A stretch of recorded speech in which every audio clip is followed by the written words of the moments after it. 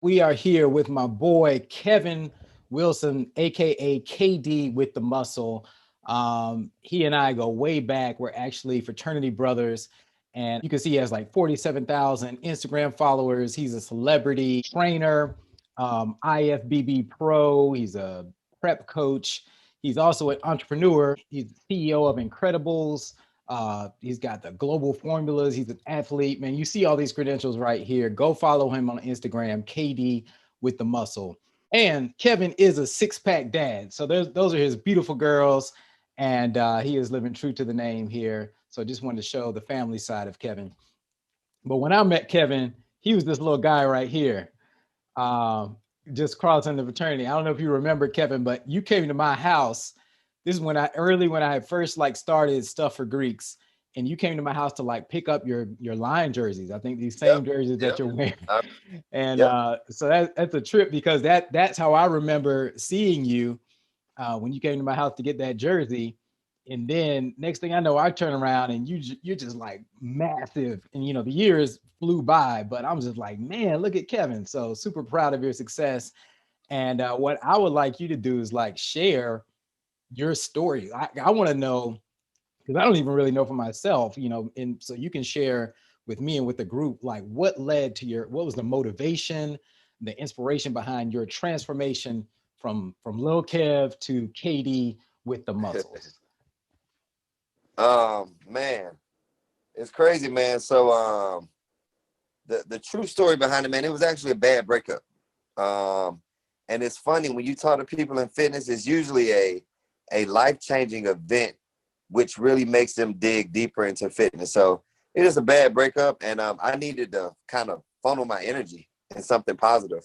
Hmm. And I was always in the gym. I was always an athlete, but I really wanted, the science behind it. So I got into the nutrition behind it, finding out why I need to eat, what I eat. I was tired of just going crazy in the gym, doing all this great stuff, but my body not reflecting it. So once I actually learned nutrition and I added it to the format, my body started to change. Like within 2 weeks, I could see the difference.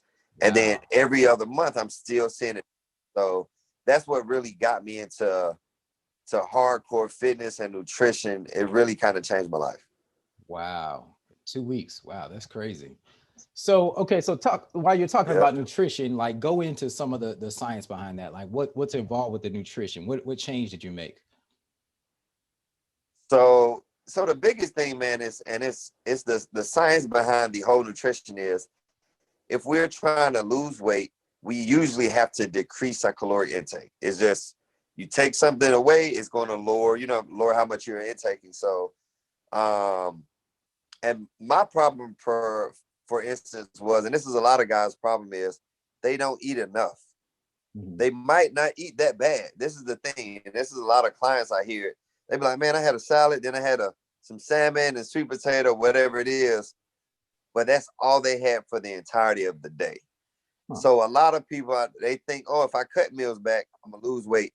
That's not necessarily true because you're shooting your metabolism. So, um, what we need to do is usually eat it. I know it's redundant, but it's eating about 5 times a day. As kids, we're taught to eat 3 times a day, which is a myth.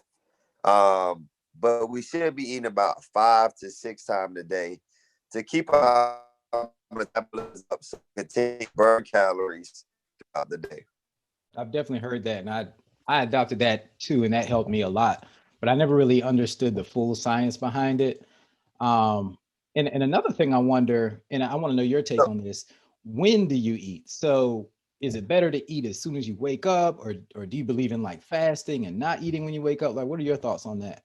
so the crazy part about that, man, that question is you can kind of open it. It's wide open because everybody's a little different. But I'll just kind of talk on my journey. Me, as soon as I wake up, I'm not hungry. Like as soon as I wake up, I'm still in the process of waking up. So the thing I do try to do is drink a bottle of water Mm. so I can get my digestive tract going so the hunger begins. So I try to eat every 3 to 4 hours, and I start about my day starts early, sometimes around 6 a.m. So I try to have my first meal about 7, at least give myself about an hour. Okay. And then every three 2.5 to 3 hours from 7, I'm eating a meal. And when I say meal, that includes snacks. A lot of people are like, oh my gosh, I'm eating 4 or 5 meals. No, some of those might be a protein shake. Some of them might be a cup of fruit, different things of that nature, but it's still eating actually 5 times throughout the day. Gotcha. And what are your thoughts on caffeine? I'm a big coffee drinker. Do you drink coffee? I love coffee. So caffeine is actually really good for you. It speeds up your heart rate. So it actually aids in you trying to lose weight or get a six pack. The problem with caffeine is we both know it's addictive. Secondly, it's what we add to our coffee. Me personally, I like my coffee black, straight up. I need that hit, you know what I'm saying, wake me up. And another great thing about caffeine is, if you know this, with most people, when you have that caffeine in the morning, it causes you to go to the restroom, which helps you in eating more. So I have my cup of coffee. Within 15, 20 minutes, I'm going to the bathroom. Now my day is ready to start get me eating. So that's another thing. It aids in digestion. Yeah. That's awesome. But I tell people like, oh man, black coffee is nasty, You can, so I tell my clients, they can put honey or agave nectar in it. I know it sounds weird, but once you get used to it, it's fine. Now they have dairy-free creamers, things of that nature to, kind of spice it up. But if you can do it black, why not? It'll wake you up faster. It'll get everything going. I don't really do it for the taste. I do it for the properties of it. It wakes me up. It gets everything going. So. Yeah, definitely. Well, I've never tried agave in coffee. I'll have to give that a shot. I like mine black too. Yeah, it's different, but it's not bad. Yeah. You know what I'll do sometimes if I do want some of that sweetness with my coffee, I'll just get like a protein bar, like a Quest bar or one of those Costco Kirkland protein bars, because those are real sweet, but they don't have any sugar in them. So that gives you the sweet taste in the protein with your coffee. Now, this is something I tried. I've seen it on some social media page, but I do a coffee. If I wanted ice, I'm going to do iced coffee. Cup of ice, do the coffee, and I put half a scoop of protein. Shake it up in my blender cup. Now I have that coffee taste and the sweetness of my protein without adding any sugar because my protein is sugar-free. Gotcha. So iced coffee. Are you doing whey protein or pea protein? What type of protein is your preference? What I do, I got a green protein that I do. So it's a just plant-based protein, but it's a vanilla flavor. So, but it's 20 grams of protein. So to me, it's not really. I'm not trying to get it for the protein, but I'm getting it for the taste. To kind of add that sweetness to my coffee, and the added benefit is giving me a little protein as well. Okay, gotcha. All right, so I told you what we're all about. Six-pack dads, busy guys, executives, entrepreneurs, and most of us are middle-aged. We got a lot of responsibilities, kids. We don't have all day to be in the gym. Like, what advice would you give somebody who came to you? I know you have fitness clients. If somebody came to you like, look, man, I don't have all day to be doing, like, just what should I do to lose this belly fat? I want a six-pack when I go on vacation. What kind of tips would you give that guy? That's the main. Listen, most of the guys I get at middle age is usually, I gotta lose this gut. Man. I'm not too worried about my chest and my arms not that bad, but my gut is off the chain. So a lot of the time I try to speak to men about gut health because it's a real issue.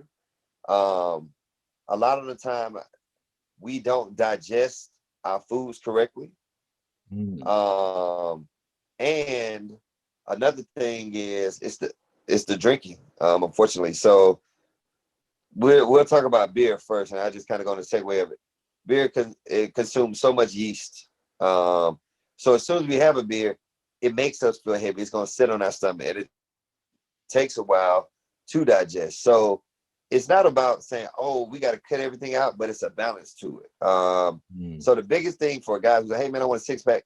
First, you got to make time for it. So I tell a guy like, hey, man, I work 9 to 5. Okay, great.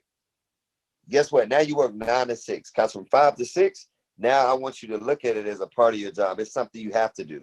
If you use it as a extracurricular activity, you're gonna find something to do in placement of it. You go home, be like, oh, I'm gonna do. If you go home, usually you got kids, you got a wife, guess what? Your attention is gonna be consumed by them. You got to help her with this, help her with homework, fix the light bulb outside. Now it's 10 o'clock, you tired, you don't want to do shit. But if you just made it a part of your day, it's a lot. Your mind registered like, damn, okay, this is an extra hour I got to work.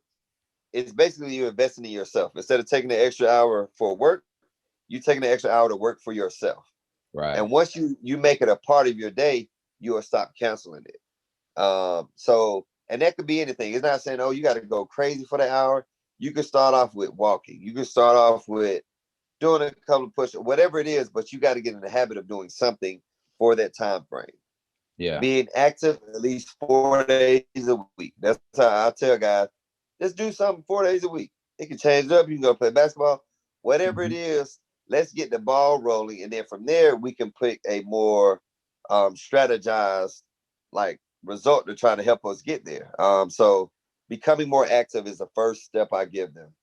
Second is the nutrition. That's the biggest thing. I can tell people can do abs all day, 500 sit-ups, 500 crunches.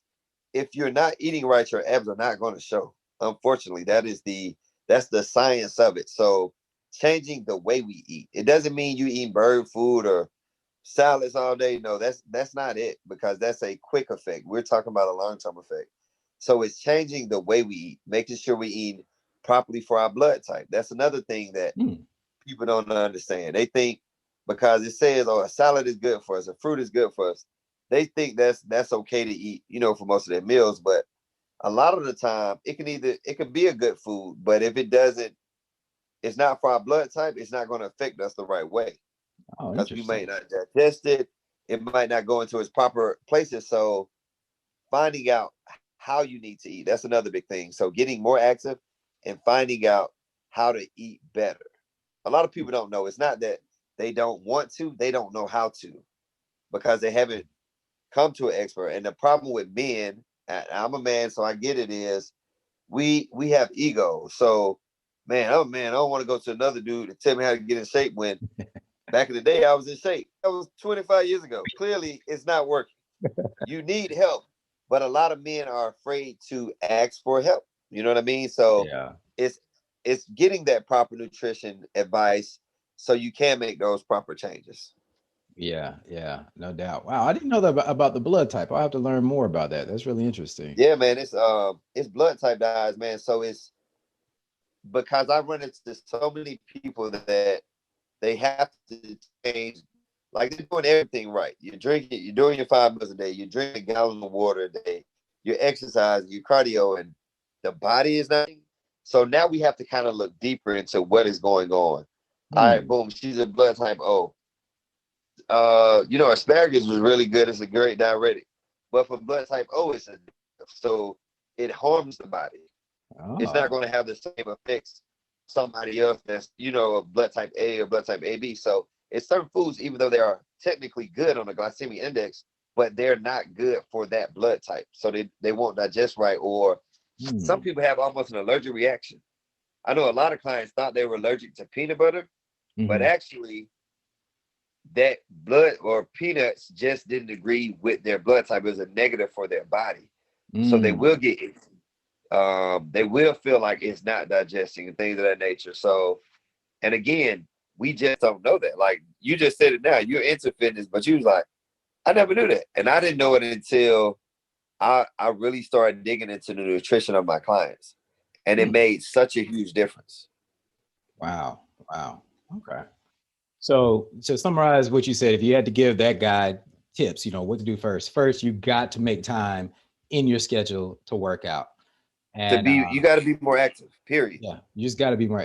I tell people, I'm like, we weren't designed to sit in front of a desk all day and just be looking at all a screen. day. No, it's bad. It's bad for our back. It's bad for our posture, our eyesight, just doing that. And unfortunately, the more technology we have, the less active we become. That's why our obesity rate are skyrocketed. So it's just getting more active, even if walking the dog, doing something with your kids, something, and that gets the ball rolling to now you're working out. You know what I'm saying? Now you're riding bikes, which whatever it is to get that ball rolling. That's the first thing, is getting more active. Because usually you ask them the first thing, what do you do now?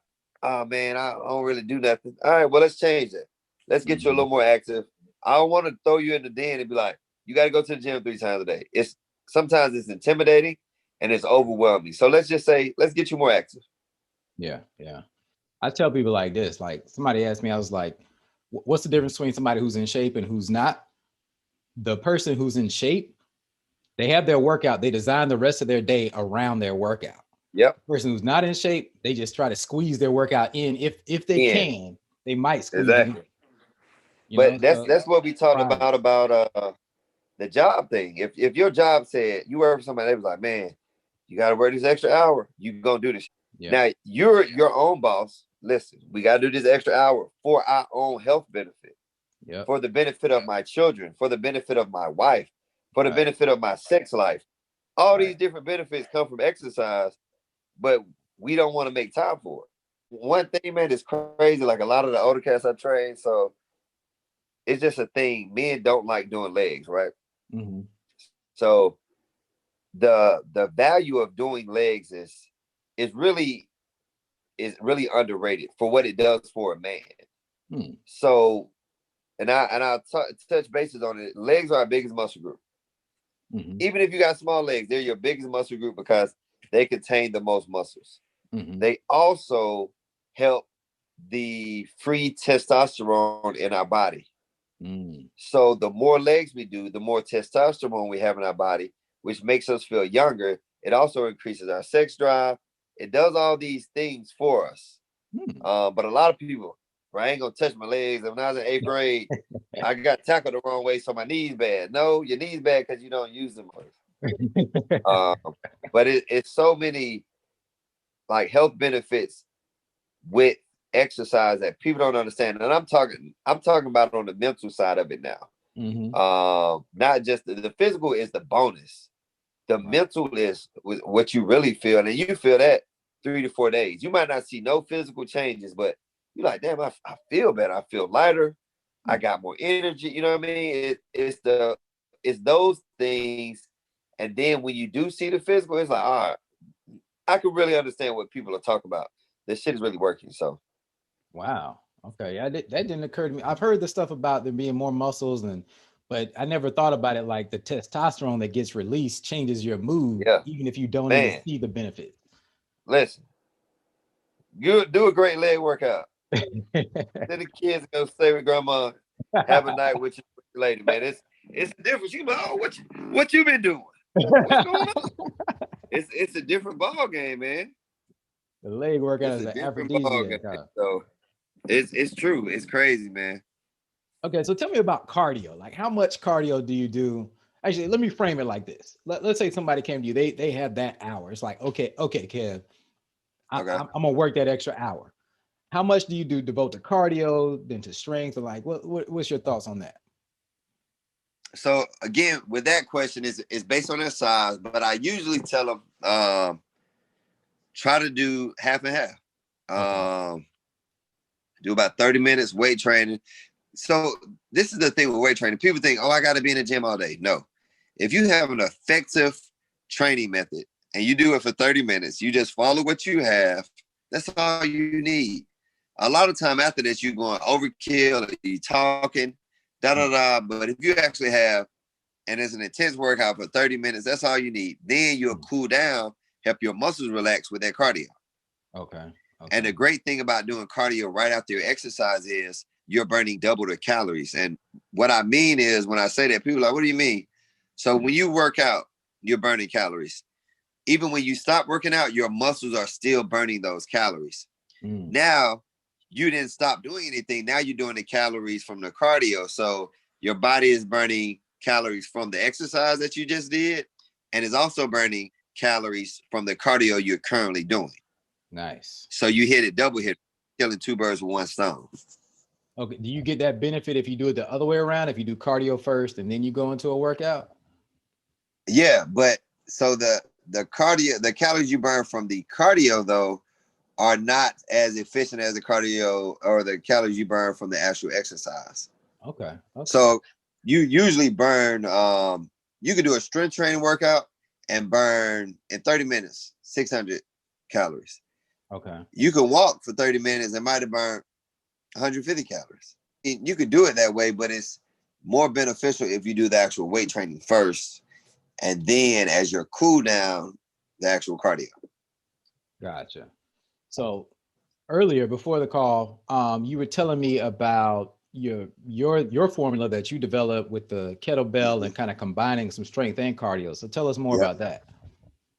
So back in, I think it's 2013, I created a program called Kettle Centix, which is a combination of kettlebell movements and calisthenics. Calisthenics are your basic exercises, mountain climbers, jumping jacks, squats, body weight stuff like that. So the reason why I created it was I was a very busy man. I was working 2 jobs, had the kids, and still wanted a social life. So how can I make time to get my cardio in and my weight training?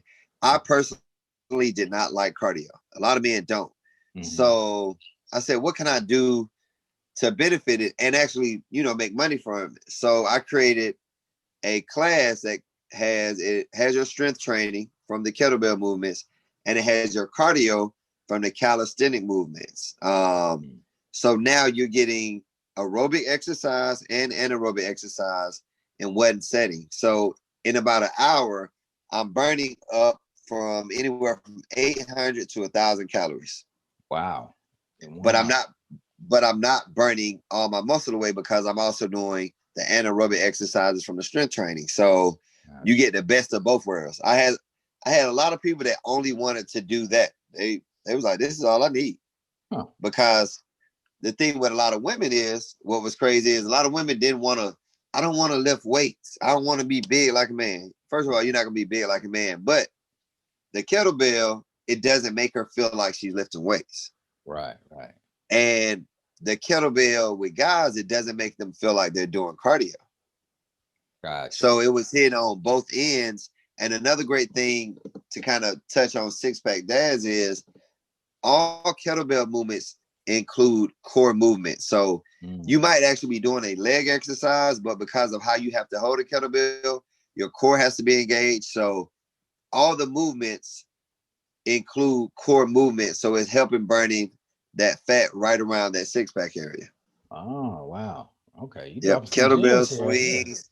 Yeah. Everything. And it's only based on the way you hold the kettlebell. That's why you burn so many calories doing kettlebell, because it's a complex movement. So even though I'm doing a lunge, but I'm also working my core as well, because I have to hold the kettlebell straight out. Now I'm engaging my shoulders, I'm engaging my chest, I'm engaging my core, and of course my legs, because I'm doing a lunge. Where can we find out more about your program? Oh, so you can find out more about my program a couple of ways. You can find out at incrediblefitness.com, or you could just follow my IG page. It's KD with the muscle. Yeah, you dropped a ton of gems on here. I appreciate your time, and I know your time is valuable. And you got to go. Anything else you want to tell us about?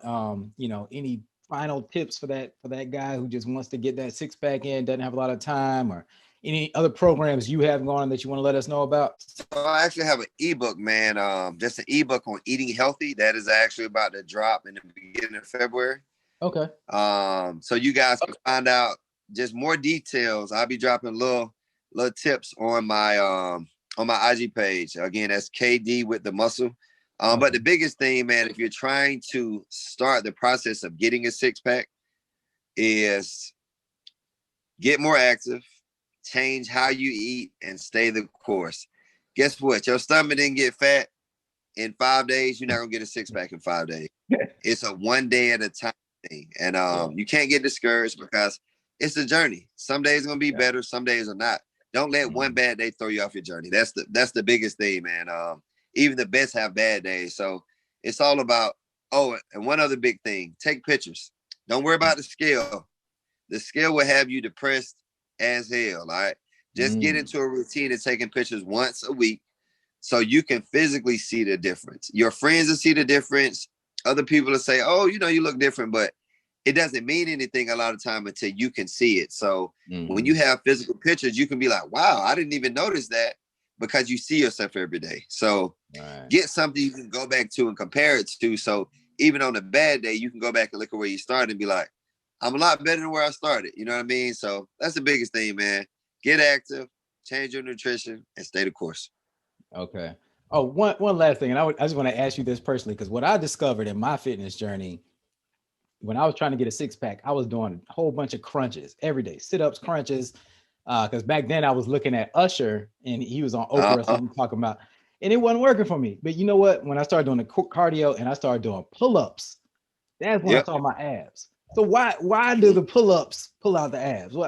What's the science behind that? What's actually work the core more than crunches? This is what crunches do. And I want you to think of this visual.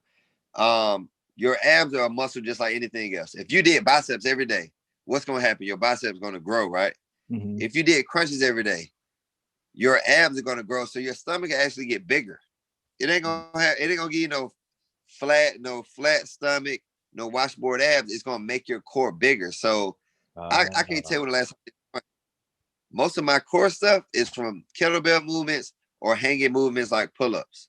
Ah, And what happened with the cardio shed. Most of us have six packs. We just got fat on top. So right, once you right. did the cardio, you shed a lot of that fat. So now it's able to see the six pack that you have underneath. Wow. Okay. I never thought about the bicep compared to doing crunches. You're just creating a Yeah. bigger stomach. You're Wow. just making a bigger stomach. So you see these people in the gym and, big people in the gym doing all these. And you like, listen, man, I want to go tell them, like, you just going to make it worse. That ain't doing nothing but making your stomach stronger and bigger. Anything hanging is better just on the gravity, because gravity is bringing you down. And now you got to bring your legs up. So now you're using your body as a weight, and it's not a crunching movement. So it's really, that's how you get your V taper. Mm-hmm. And you actually get the lower abs. Most people can get the first two, Mm-hmm. but to be part of the six pack crew, you got to get the lower abs together, and that's going to Yeah. be all hanging movements. Gotcha. Man, those are secrets right there. Most people don't know that. Most people don't know. Yep. Well, thank you, Kevin. We appreciate your time, and good to catch up with you, man. It's been too long, and we No got to problem. catch up in person soon once all this pandemic stuff is over. Definitely. All right, bro. Take it easy. Yeah.